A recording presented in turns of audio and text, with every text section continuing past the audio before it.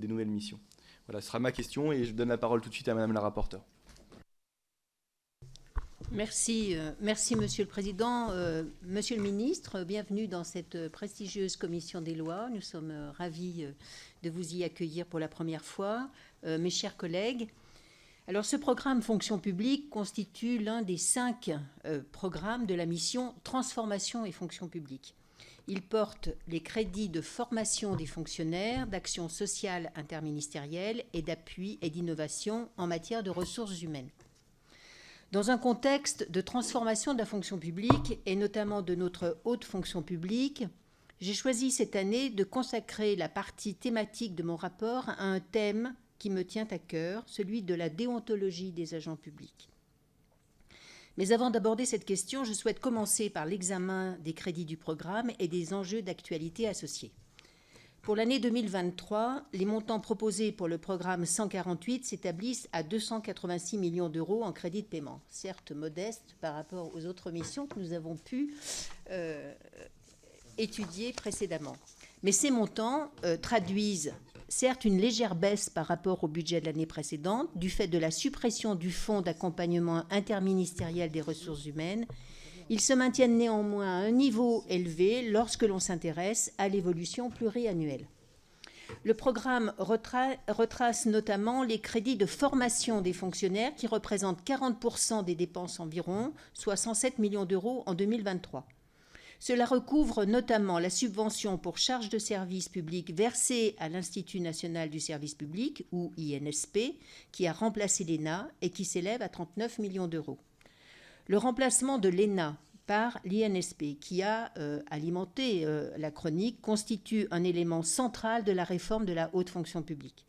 Je profite de l'occasion qui m'est donnée pour faire remarquer, Monsieur le Ministre, que cette réforme a été opérée par voie d'ordonnance et n'a donc pas fait l'objet d'un véritable examen au Parlement. Dans l'ensemble, la réforme en cours, qui tend à dynamiser et ouvrir les parcours de carrière, me paraît aller dans le bon sens, du moins dans ses grands objectifs.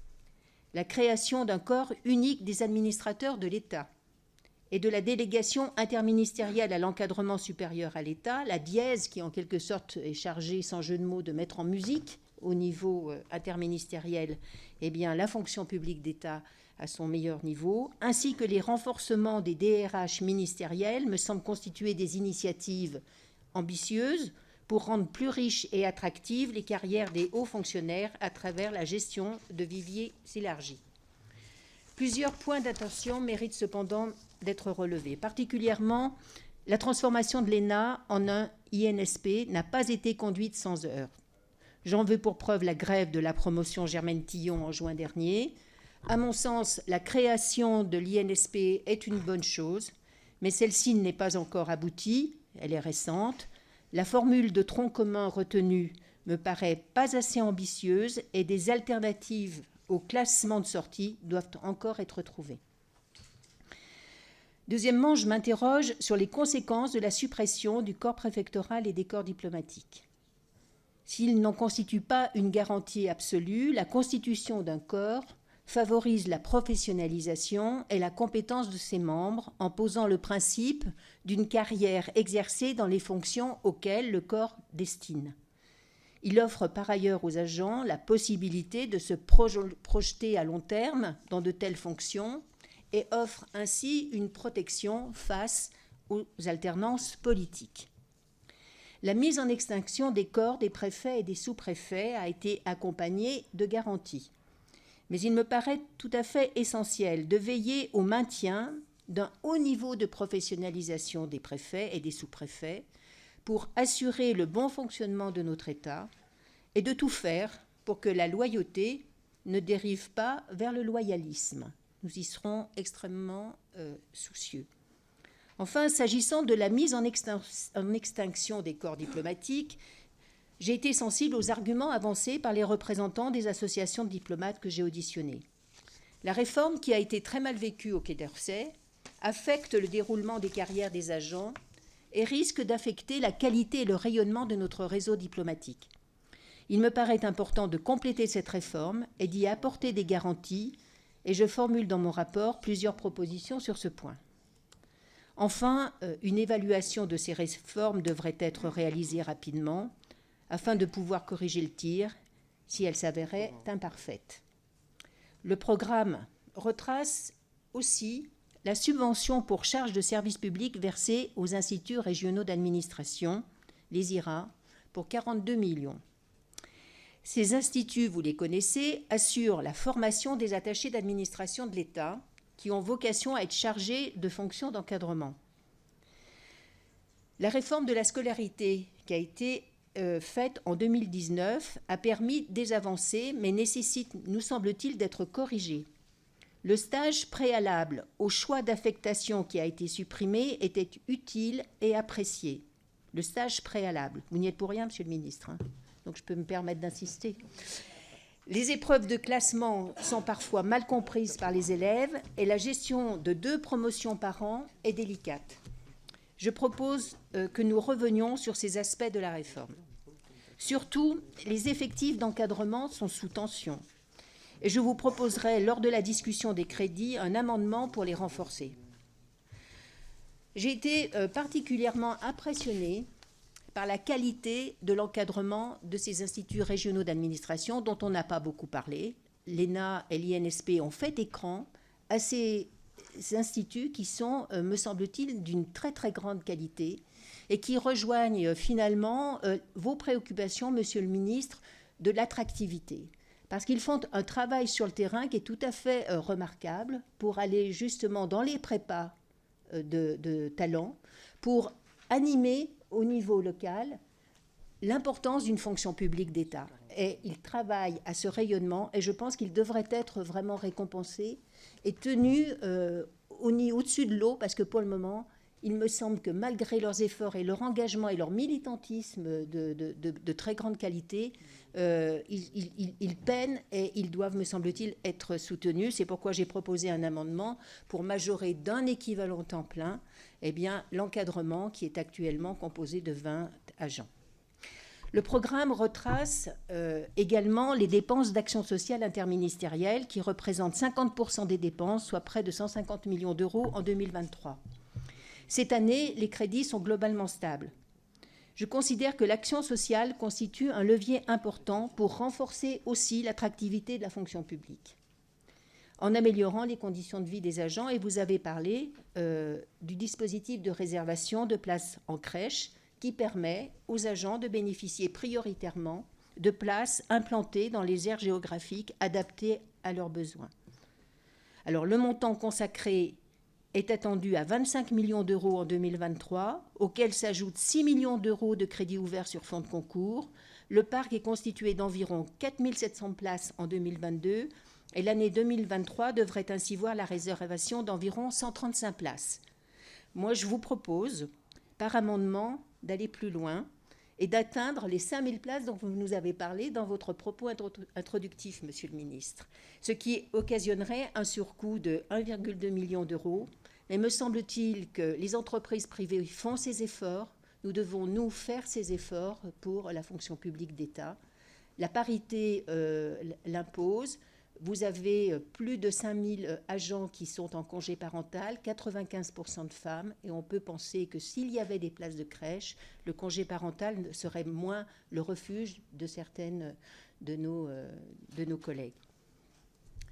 Comme je l'évoquais en introduction, j'ai choisi de consacrer la partie thématique de mon rapport à la question de la déontologie des agents publics, dans le contexte, bien sûr, de la réforme de la haute fonction publique, et dans un contexte aussi de cabinet de conseil qui a alimenté les médias de manière assez importante, puisque nous avons une proposition de loi dont nous allons débattre prochainement en commission des lois.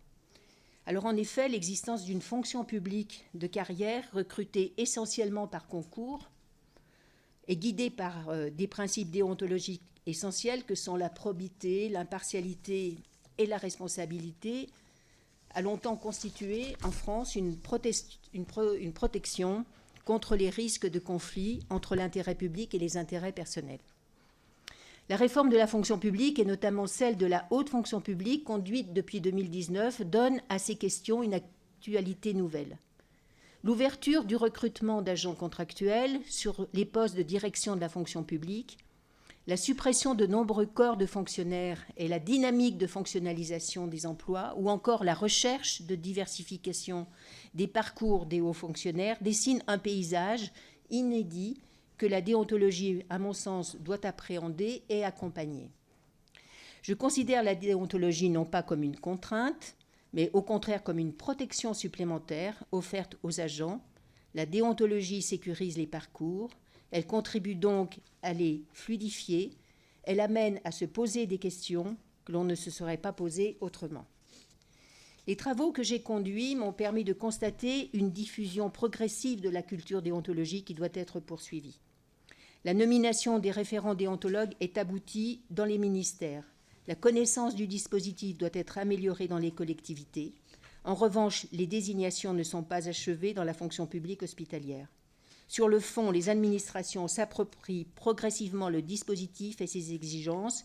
La HATVP rend de moins en moins d'avis d'irrecevabilité et le nombre d'avis subsidiaires diminue. Mes démarches de progression demeurent toutefois et je formule 6 propositions, Monsieur le Ministre. La première, les moyens consacrés à la déontologie doivent être renforcés. Il faut pour cela prévoir des formations pour les référents déontologues qui en feraient la demande. C'est ma première proposition. Il faut renforcer les effectifs de la HATVP afin de lui permettre de réaliser le suivi des réserves émises, ce qu'elle ne fait pas actuellement. Ça vous concerne moins, mais c'est l'occasion pour moi de le dire.